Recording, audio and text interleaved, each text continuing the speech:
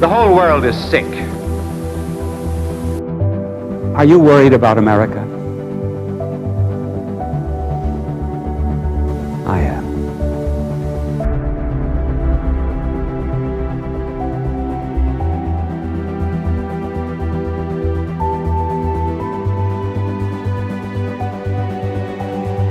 Believe the impossible and you can do the incredible.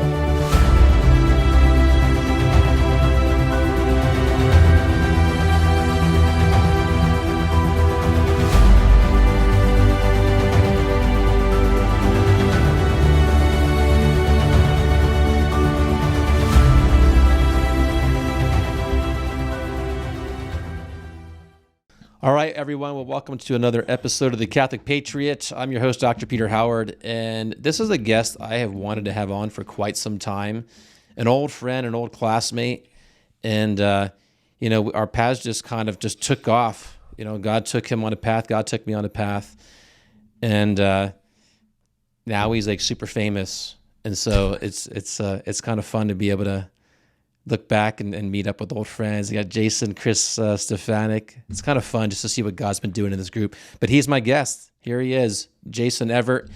He probably doesn't need much of an introduction to many of you. However, it's very impressive. So I like to give you just a little bit of his background for those who aren't familiar. First, he's spoken on 6 continents. And apparently, Antarctica is one of them. They're holding out on me. Yeah, it's probably hard to get a cheap ticket out there. But 6 continents, he's spoken, it was at 4 World Youth Days. If I get it right, it's Australia, Spain, Poland, and Panama. And heading over to Portugal and this summer to do that one as well. Oh, sweet. Okay. And let's see, you've spoken everywhere, universities around the country, even beyond. And the service academies, Naval Academy, Air Force Academy, those places are always dear to my heart. Let's see, you've got a master's degree in theology from Franciscan University. That's where we studied together. Yeah, he was literally across the hall from me. Yeah. So it's kind of funny, we'll joke behind the scenes about the untold story. But there is a book coming out. I don't have a bestseller like Jason, but I will. I've been waiting for just the right moment. And now that I'm pretty sure I had you sign a non-disclosure agreement before we left the dorm. Probably. Yeah. But he's the best-selling author of 15 books, including, you probably have heard at least a few of these, St. John Paul the Great, How to Find Your Soulmate Without Losing Your Soul. And he has a whole curriculum, called Life, Love, and the Theology of the Body. He's been secular TV stations, U.S., overseas, BBC. But right now, though, he's running what's the Chastity Project. Just go to chastity.com, and you'll see it on the screen there. He has a podcast, Lust is Boring. So I actually need to look into that more. And this is really impressive. He leads I love this phrase, an international alliance of young people who promote purity in more than 40 countries. So when I always joke about Jason when he comes up in a conversation, because like people who they fall into these niches of evangelization that God raises up special people for the special things, and he's been like Mr. Chastity from the beginning. But how prophetic is it now? When I really can't think probably of any other issue that's more important than that. Yeah. But before we jump into that, is there anything I missed in there that you wanted to say that is important? Married for 19 years, got 8 beautiful kids. That's the most important accomplishment, is those 8 little kiddos. Oh, awesome. Well, one of the reasons I was excited to get Jason on too is because, you all probably know that we've just launched the petition to get Venerable Fulton Sheen beatified, and it's not just a kind of like an icing on a cake, or a different layer of somebody's path to sainthood. Becoming a blessed and then becoming a saint is a big deal, and I was curious because with you, Jason, you being such a strong proponent from the beginning of now St. John Paul the Great, and using his theology of the body in pretty much everything that you do. What difference did that make when he was like a servant of God, a blessed, and then he became blessed, and then saint? Did that change anything as far as the kind of work you were doing and impacting those out there? Well, you look at his funeral and how people just started chanting Santo Subito, Santo, like meaning saint right now. And so with his ascent towards canonization came, I think, a greater awareness of the gift that he was to the church. Because so many times when the saints are in our midst, you almost take it for granted. Oh, the Pope's going to come out of his window on Wednesday, at 11 o'clock and give an Angelus blessing. Oh, we'll go there. We're in Rome. Like, if we knew who we had in our presence, we would so much more take advantage to wear down his doorstep and just be in his presence. And I think as the church leads these people along the path of canonization, it's not the church leading the people, it's the church acknowledging what God has done in those people. It's bringing to the awareness of the faithful the treasure that we have in that person, not past tense, but present tense, not just for their intercessory power, but taking advantage of what they've written and the treasures that they've given to the church in their homilies and their theology. And so it's God through his church, raising up this individual for the benefit of the faithful. Now, John Paul was canonized 3 times faster than any saint in modern history. The quickest before him was Saint Jose Maria Escrivá, which I believe 27 years between death and canonization. John Paul took a third of that time. And so, his example and how many saints, he brought through the canonization process should help us to realize, okay, we need to make sure we're operating on God's timeline instead of man's, that we might want to be like, hey, let's take 80 years and figure this whole thing out. Okay, well, if this person is in heaven, then God's going to confirm that with miracles, which he did for John Paul. I believe the woman whose miracle happened for his canonization, she was praying for that miracle to happen during the beatification mass. Oh, wow. That's how fast God hopped on this to confirm his work in John Paul II. Wow. Well, yeah, as many people know, 3 years ago, we were just weeks away from Fulton Sheen becoming Blessed Fulton Sheen. His first miracle was approved, and it was just kind of an unprecedented act that took place. And I know the family personally who has the miracle with their child. Now as I go around and I talk about Fulton Sheen, it's interesting. People ask about, well, whatever happened with the beatification, and why is that even important? And I think it's just like what you're saying. It draws people to, they become a magnet, a spotlight of look at the treasure of what these men had. There was a reason. And, looking at John Paul II and your work for over 20 years now, I remember George Weigel said, the theology of the body is a ticking time bomb. Mm-hmm. I'm kind of curious, has it gone off yet, though? Because you look at we're going to talk about culture in just a second, but culture is just getting worse and worse and worse. Yeah. And this is like the remedy. When you were led into the mission of chastity and bringing it to the young people and even to the older, that's a prophetic work. And yet here we are, complete cultural collapse, moral collapse. Yeah. And anyway, I'm just curious as that we need that time bomb to really go off. Yeah. No, it's going to be a generational thing. And what I mean by that is that, he gave us this theology of the body back in the late 1970s, early 1980s. Theologically, it wasn't really accessible to the faithful in terms of understanding what we had until, the last decade or so with the popularization of the theology of the body. And so now that it's finally getting out there, people are starting to learn it and starting to live it. And so imagine you have a young person discovers this richness of the theology of the body. It helps them change their life, and then they start their own vocation, whether to priesthood, married life. It's going to take a while for them to live out that vocation, to have children who are then raised in a healthy environment, understanding God's plan for human sexuality. And then we're going to see the vocations bloom in those children's lives. And so it's a generational type of impact that's going to take place, as opposed to a one-time boom, here it is. We've got to look at this thing. I think when George Weigel is speaking of that, he's looking at the church history of 2,000 years, and every maybe 800 years or so, we get this intellectual giant, whether it's an Augustine, or an Aquinas. And I think John Paul is our generation's. And it's going to take some time for this to boom. But what a perfect time with all the questioning, like, what does it even mean to be human? What is a man? What is a woman? All this stuff that's in the headlines every day. Well, hey, he gave us the answer. The Holy Spirit spoke through him decades ago, knowing that we need this message now more than ever. It's so interesting. I've always found a connection between Fulton Sheen and JP2, and it even comes out in Sheen's autobiography. He talked about these 3 phases of evangelization, and he called it preaching to an electronic audience or an electronic gospel, and how these first 2 phases were kind of a lot of what we lived in, the direct presentation of doctrine, and then dogma, and they used radio, and there was TV. And then he said, but a third element was coming, a 4th wave of evangelization, and it was going to be based on what he called the anthropological approach.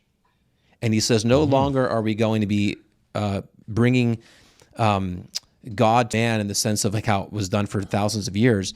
He says we're now going to be, the starting point is going to be man himself. And he says there's going to be, basically we're going to start not from the order of the cosmos, but from the disorder within man.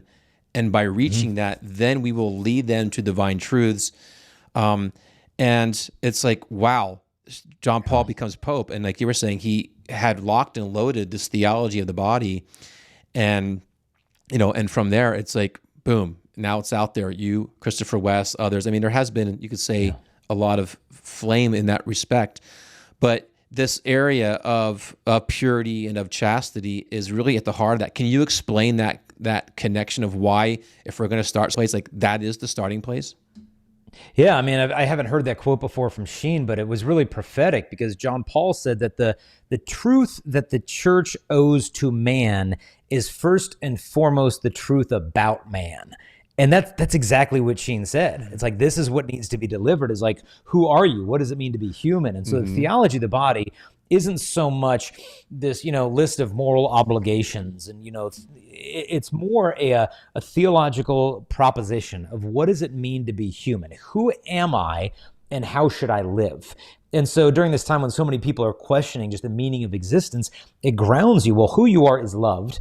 You are created in the image and likeness of God, who is love, and your body reveals this spousal meaning. It reveals you're created to make a gift of yourself in love, whether it's priesthood, married life, whatever. It's stamped into your body that you're made for another. And through that gift, that sincere gift of yourself, you find yourself. And so that's kind of the premise of the theology of the body, is that the body is not meaningless, it's meaningful. Not only does it reveal your identity as male or female, but it reveals your mission as a man or a woman in the world. And so it's a very different approach than just here's the bullet point list of moral obligations you have to subscribe to be a good Catholic. Like, what does it mean to be human? Like, what is love? And so I find the young people are extremely, and old, receptive to this. It's a different approach. He takes this personalistic approach of like, what is it you really ache for, and are you finding it? And so kind of the underpinnings of it are his book, Love and Responsibility. That was a manuscript he was writing back when he was teaching at the University of Lublin, and he'd bring portions of that manuscript with young people in the wilderness and share it with them. And he'd pass it out to the young adults, and he would actually have them read it and one of them present on it during these camping trips. And then they'd reflect on it, meditate on it.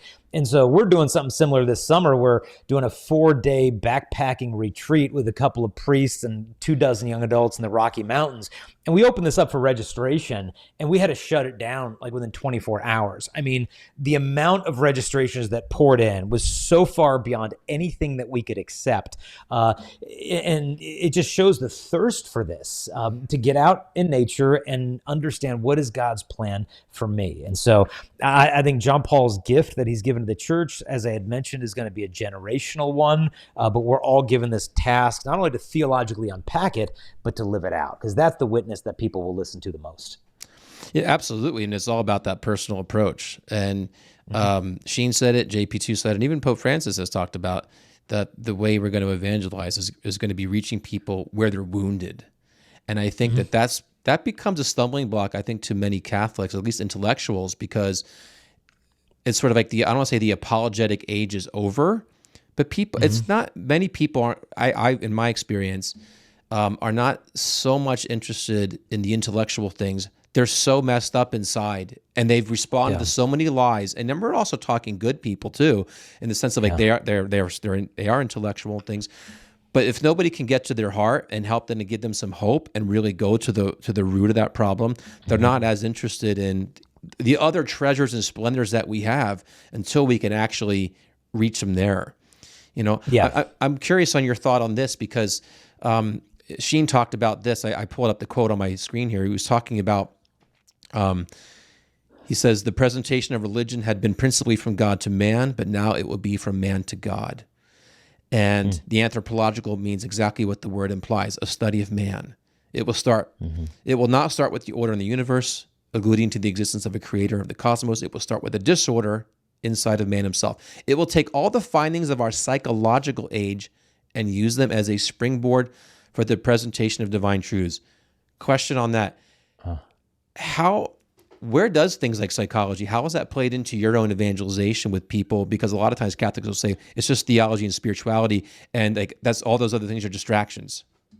Oh, no, yeah. We have to approach it from a truly human perspective. You think of something like pornography addiction. There was an evangelical author named Dr. J. Stringer, and his proposal is that we've been going about like porn recovery completely wrong. We're treating it like people's unwanted desires and behaviors are the problem that just needs to be uprooted. He said, yeah, there's some problems that need to get uprooted, but he said a lot of times these unwanted desires are a roadmap to the person's healing, not in the sense of I have to obey this to be fulfilled, but what is the deeper unmet need that's crying out here? You know, is there a trauma underneath that's informing this? Are these people living out of a particular wound or an ache to be seen or to see or to humiliate or be humiliated? Like, what is underneath all this stuff? Because if we're just trying to pray it away. I mean, obviously you can't overestimate the importance of prayer, but we also have to realize we're not angelic beings. We have a brain, we have emotions, we have a body. And if I'm trying to just pray it away, but I'm staying up till 2:00 in the morning, I'm not sleeping well, I'm not eating well, you know, I don't have a social life, you know, I've got unhealed psychic wounds. Well, dude, if you're not dealing with these human components, then it's almost like you're just clipping the weeds out of a garden by cutting the leaves off. Well, yeah, give it a week. They're just going to be right on back because you're not going down to disturb the root system. And so psychologically and theologically, it has to be kind of like two wings of a plane. You want that thing to soar. Yeah, take care of the spiritual, but you have to take care of the human as well. This isn't just in terms of pornography addiction, but you think of something like gender theory and people wrestling with gender dysphoria. It's not just, hey, look, there it is in the Bible, male and female, he created them. What else do you need? Well, what else do I need? Well, I've been wrestling with gender dysphoria since I was a kid, and I'm struggling with this stuff. And 42% of people who identify as trans meet the criterion for an autism diagnosis. Yeah, I saw that. That shocked me. Oh, yeah. Yep. Because, I mean, and that's just one piece of the puzzle. I mean, there's people for whom that doesn't apply, where trauma could play a role in it, family dynamics, depression, anxiety, social contagion, overly rigid gender stereotypes causing a lot of distress and questioning. There's so many psychological elements that need to be considered. And if we're just coming at it from a theological perspective, it's not going to work today. It isn't. We have to approach it from the human perspective of the phrase I use is kind of listening to that gender dysphoria with a reverent curiosity, not for the sake of obeying it like a porn addiction, but what's the story being told here? You know, what is the unmet legitimate need underneath this that's crying out for fulfillment? You don't hear that if you're just giving the person arguments. They don't want to hear your arguments. They want to be heard. And I think we need to sit down, open up our ears, and enter into relationships with these people to hear their stories. You know, one of the things that was both Fulton Sheen and John Paul II were so sharp at was being able to communicate things on a deeply human level. When we're looking at the cultural war now, that is just, I just think back 10 years from now and where we were at then, and then looking at now what the gender dysphoria and the crisis that we're in. It's sort of like, have we crossed all the lines, like of the dismantling of the human person? What are your thoughts on that? It's hard to see. I mean, 5 years ago, we thought, wow, everything is going to heck in a handbasket, but it's like, holy cow. I mean, just in the last half decade, things have accelerated. It's like, what is on the next horizon? Is it transhumanism? Is it like, that is escaping from our own idea? Like, that's in a sense, what's left? But to abandon entirely our identity to something else. I mean, Vatican II said that when God is forgotten, the creature itself grows unintelligible. And that's where we're at right now. I mean, I just saw in the news this morning, a woman in Oregon, she and her husband are trying to adopt a child, and she was denied that because she wouldn't agree to if she was given a child that wanted to transition, with puberty blockers and cross-sex hormones. She wouldn't sign off on that. Then, well, you're not a suitable candidate to raise any adoptive children in the entire state of Oregon. And so now she's suing the state. It's like, what the heck's going on here? I mean, that's what Vatican II said. If you can no longer see supernatural realities, it will literally come to the point you can't even see natural realities such as man and woman. Yeah, it is crazy, and more and more it is funneling more explicitly toward Christians, because in the end we're the only ones who have this full vision of man and an objective one as well. And who would have thought that just saying a man or defining a man and a woman would bring about a wrath of persecution upon you? Or the pressure is the people of power are saying, I can't define that. I can't answer that question. What is a woman? So what part of the cultural war does the church need to address more than anything else? And what answers do we need to provide? Well, I think it's that question that John Paul asked, like, what does it mean to be human? I mean, we've got to get back to the fundamentals. And, what is a man? What is a woman? What wonderful questions to ask. I mean, some people are, oh, this is ridiculous. We even need to be discussing this. You're either XX or XY, and that's all there is to it. Well, chromosomally, that's not all there is to it. It's an oversimplification. But these are wonderful questions to ask. And what a blessed opportunity that we have to dive into what is authentic masculinity? What is authentic femininity? Is it simply some overly rigid gender stereotype? What does it mean to be a man? What is marriage? What does husband mean? What is father? Because to me, the end game of this whole gender theory thing is not to have an endless spectrum of gender identities. It's basically to have none. Basically where it's meaningless. It's whatever the heck you want it to be. That's the end game, to erase the spousal meaning of the body. Because as God created us, our bodies are meaningful. There is a complement to the male body, and that's what reveals I'm created to make a gift of myself. But what is the natural complement to someone who identifies as non-binary or gender fluid? There really is no complement. There's no meaningfulness to your body. Your body becomes meaningless. And then what God has joined, your body and your identity gets ruptured. And that's where we need to realize the devil isn't the enemy of our souls. The devil is the enemy of our human nature. And so we've got to rediscover what it means to be human, as Sheen was saying, in order to rediscover God. Yeah, it's amazing. It's the total fruition of what went on in the garden, and this whole emphasis too of, eating of the tree of the knowledge of good and evil, or the Latin word for knowledge is scientia. So you can say the tree of science, and God said, "Don't do that on your own." And never, like he said, don't do it. He never said he wasn't ever going to give it to him, but he also was like, "But this is not something for you to mess with."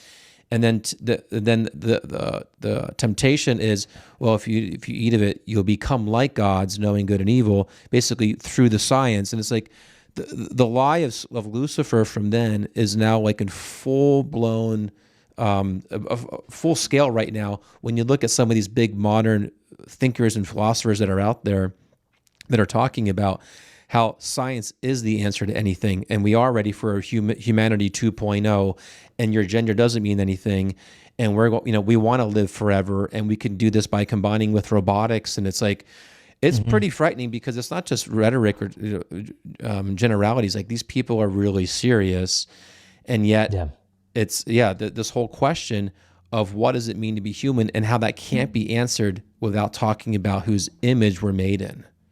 And I think, go ahead, sorry. Oh, go ahead. I'll say, I think that's just kind of the crux of it is that question: whose image are we made of? Are we made after God's image, or are we going to then deny God and make God after our own image, which seems to be behind a lot of this agenda?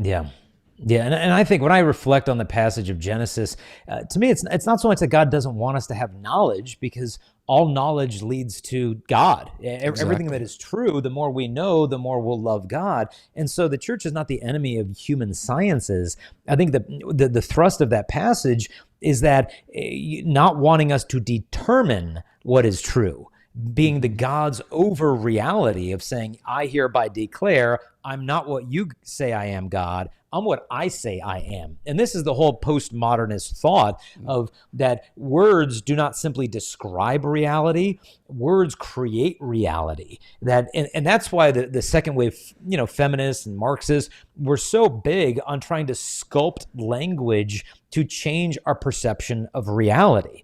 That if we can start introducing these terms and these words and these understandings, then we can really sculpt the way people interact with reality. But what they're missing is the fact that, like, when God speaks, things come into existence. Like when we speak, we make noise. Like that's a substantial ontological difference. So the meaning of speech is to describe reality as truth, not to create what is true by your own personal reality. And when we take on that approach, we're taking the place of God. And it's that type of pride and hubris that God is condemning in the garden. Like you don't get to be the ones who determine what is good and evil. It's not that I don't want you to know what is good and evil. Obviously, he wants us to know that so we can choose the good. It's this pride of place of thinking, I want to be like God in the sense of being able to determine what is good and evil. Exactly. Well put. It's basically the non serviam of I will not serve God. I will not put science at the service of God, realizing that science finds its fulfillment in God himself. Yep. and the beauty of that. Gosh, there's so many questions as you were talking that was popping into my head.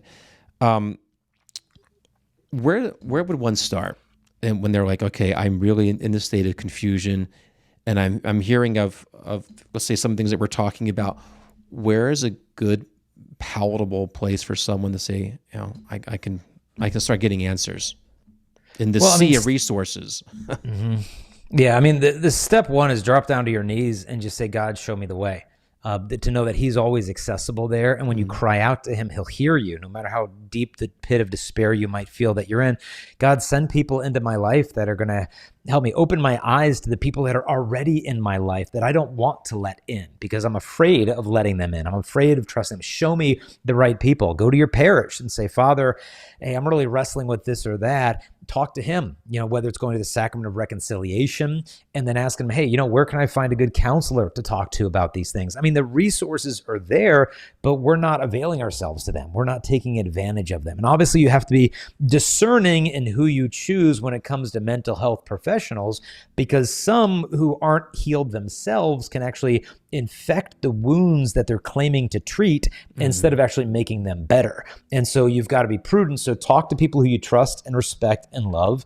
And if it is mental health issues, traumas that you've been through the past, addictions you're struggling with right now, I mean, the church is more, they say, a hospital for sinners than it is a museum of saints. So don't think that you have to get all your stuff together and then you can find your place in the pew with all us perfect people. No, I mean, that's ridiculous. If the church was nothing but perfect people, it'd be empty, with the exception of like Pharisaical people who think they're perfect. Those are the only people showing up. We all have our own messes. And so the church is your home. Find a good priest and ask him, hey, Father, where do I go from here? And I think you have a pretty darn good chance he's going to accompany you along the way. Awesome. Well, one resource that they can go is this right here. I'm going to put it on the screen for everyone to see. This is your latest work, I believe, Catholic Guide to Understanding Gender. Why don't you tell us a little bit about that? Because I think that's right on for what people should be accessing. Like you said, even if it is for a reverent curiosity, since this is the argument and this is the culture we're facing, I think it's good to be literate in this area. Yeah, well, in my travels for the last 25 years, especially just in the last 5 or so, I've met so many young people and families wrestling with this of like, hey, my daughter says she's trans and she wants top surgery. What do we do? And, are puberty blockers safe? What about cross-sex hormones? I mean, if we don't give them to them, are they going to commit suicide? I mean, should I use my roommate's preferred pronoun? What do we do here? What does the church teach about this stuff? It's overwhelming for a lot of people. Like, wait a minute, I'm on Facebook and there's 58 genders. What the heck is going on here? And so a lot of people, whether they're youth ministers or teachers or parents or college students or even pastors or bishops, are kind of scrambling for answers to these difficult questions. Because when I started writing that book, I figured, okay, I'm going to read 10 or 15 books on the subject and I'll have a pretty good handle. I'll combine that with my pastoral experience and put this out there. So finished the 15 books and I'm like, man, I'm not even scratching the surface. I need to read 5 more books on endocrinology. I need to read 3 more books on feminism and on anthropology and psychology and this and chromosomes and that. And by the time I was done, I'd read like 20,000 plus pages of all this research and felt like, okay, I'm finally feeling like I'm starting to get a grasp of this subject. And then I ran the manuscript by experts in all these different fields of philosophy and theology and psychology, endocrinology, specialists of pediatric medicine, and even people who identify as trans or struggle with gender dysphoria, and had them all read the book and say, hey, give me your feedback before we put this thing out there, and got literally hundreds and hundreds of helpful comments of how I could make it a stronger resource for these families or individuals wrestling with it. And so the title there, male, female, other, a Catholic Guide to Understanding Gender, tries to capture that feeling of being perplexed in the midst of all of this. Like, what the heck does all this mean? This third restroom in the airport, like what is going on? Where is this coming from? And where is it all heading? And so this kind of gives you a roadmap to answer the top 18 claims made by gender theory with charity as well as clarity.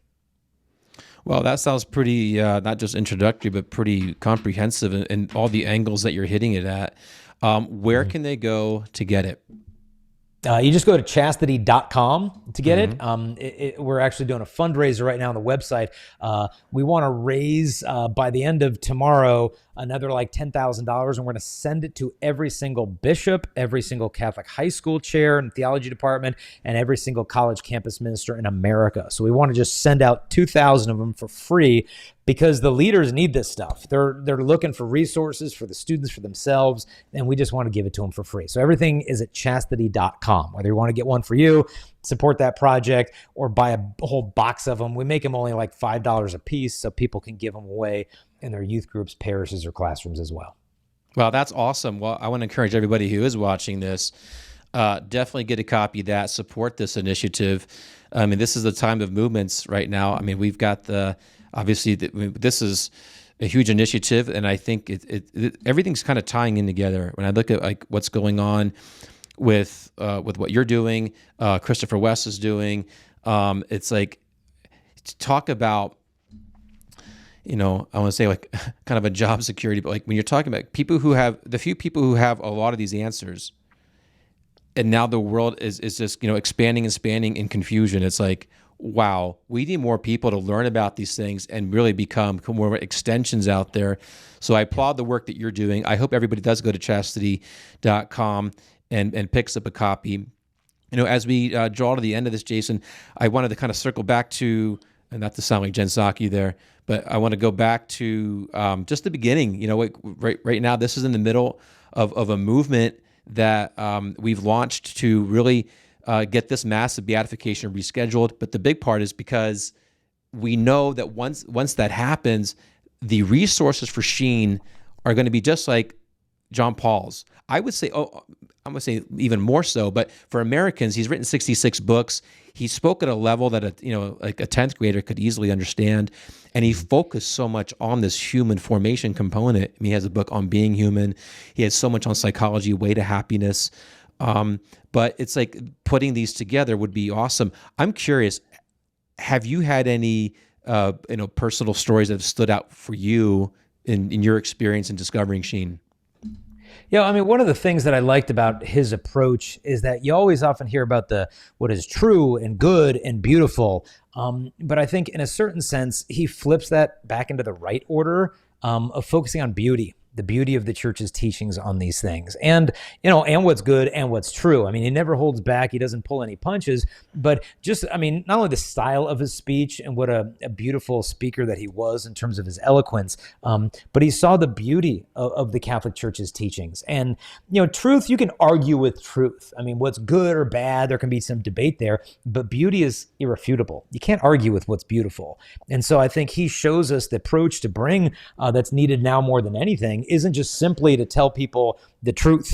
Let's lead in with beauty. Let's lead in with the goodness of the church's teachings. And so, whether it's giving married couples, 3 to get married, or putting his radio speeches and homilies more online so people can rediscover this guy. I think it's much needed right now.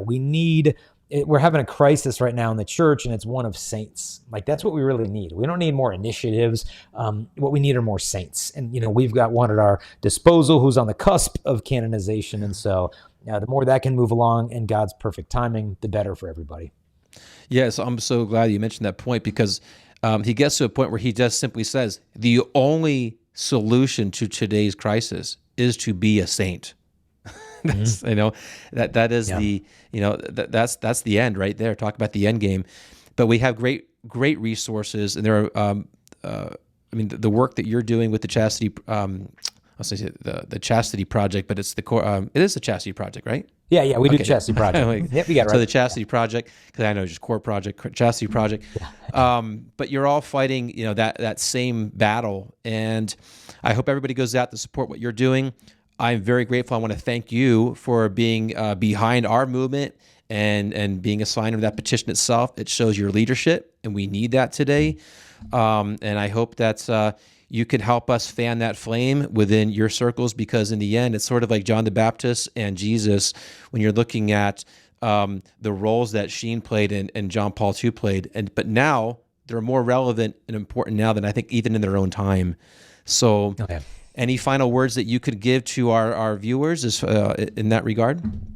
Yeah, it's like the great artists, Michelangelo or Picasso or whatever, they weren't as appreciated in their own day. And then decades, or centuries later, it's like, whoa, this one sold for $4.5 million at an auction. You could have gotten that for like 30 cents at the time of that person's life. But in a sense, we've got that masterpiece, that treasury of wisdom of Archbishop Fulton Sheen, St. John Paul II. So let's take these art pieces that might be kind of sitting in the attic, bring them out, dust them off, and show the church the beauty of what these saints have to offer.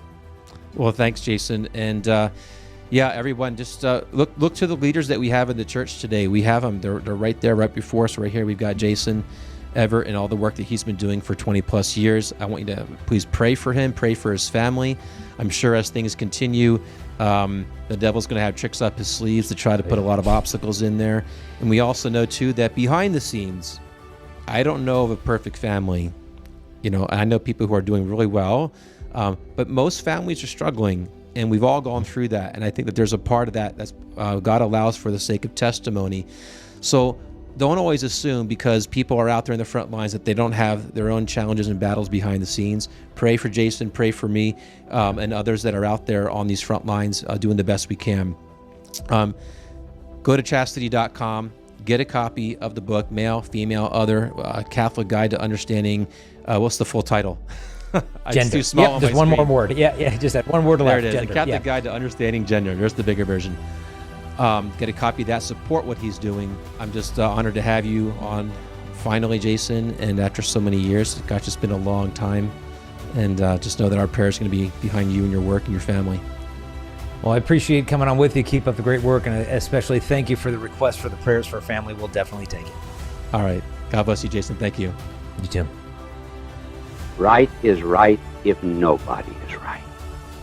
Wrong is wrong if everybody is wrong. And believe me, in this error-infested world, what we really need is a church and an authority that is right not when the world is right, but one that is right when the world is wrong. Thank you for joining us for our podcast. It's always an honor to be able to bring this powerful message that we have from so many of our guests at a critical time in history where Catholics are seeking answers.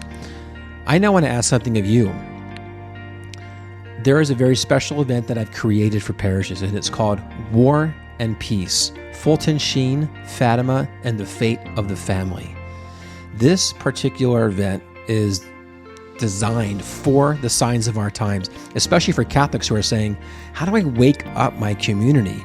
I know people who are faithful and they're prayerful, but they really seem to have no idea, or they're in a state of denial of what's really going on. And if they only knew, they would be making very different decisions in their own life for the protection and safety of their family, as well as just taking on that responsibility to evangelize like never before. And so this event, War and Peace, Fulton, Sheen, Fatima, and the Fate of the Family, is, I think, the most important event that I've ever offered. It really helps Catholics to connect all the dots and what's going on in this critical moment of history, and more importantly, what we should be doing about it. What has heaven been asking us to do about it? What wisdom does Fulton Sheen bring to this picture, because he was a prophet for our times? So please go check this out. Go to fultonsheen.institute/war and peace, and you'll learn more about the event. And more importantly, schedule a time. Let's get on the phone or Zoom call together, and let's find a way to bring this to your parish. This may be the most important event you ever bring to your parish, especially in these times, and a great act of mercy for those who are seeking answers. And here's a way that you can bring it right in and not have to worry about doing it all yourself. And this is the great passion and mission of the Fulton Sheen Institute. So once again, go to fultonsheen.institute/war and peace. Go check it out, and please give me a call today. Please go to fultonsheen.institute and check out the latest offerings that we have for you. One of the things I really want to emphasize is that we have a weekday prayer group that meets at 11 a.m. Eastern, 8 a.m. Pacific, and we pray the rosary every day. We have an international prayer family that meets faithfully every one of these days, and it's growing by the day. So please respond to what Our Lady asked of us at Fatima. Pray the rosary every day for peace and an end to the war. Our families are depending on this, and it's been a great source of consolation and empowerment. And we've also had some pretty dramatic prayer responses for all those who are praying the rosary. So check it out, 11 a.m. Eastern, 8 a.m. Pacific. And also, there's other ways that you can support the Fulton Sheen Institute simply by going to fultonsheen.institute and then going to the top, and you'll see support the FSI.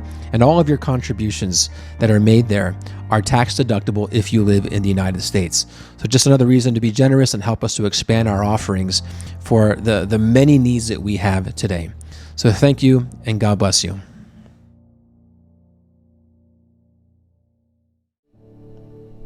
Never in history has the prayer of the Rosary been more needed to save our families, our countries, and defeat the evils of the world than now.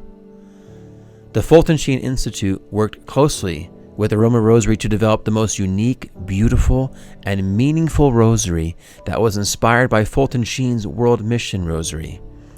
This special handcrafted rosary continues Sheen's passion to support the mission of the Church to evangelize the entire world. Each decade of the rosary has a different color, which corresponds with a different continent.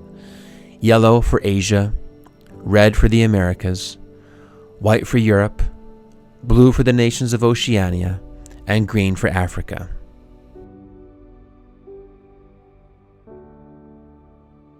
Each Fulton Sheen Aroma Rosary comes with a set of 4 pure essential oil blends that have been chosen for their therapeutic and theological significance.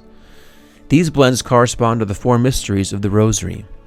Simply choose the oil for the mystery of the day, drop a small drop in the palm of your hand, and massage the oil over the surface, being sure to catch the lava beads.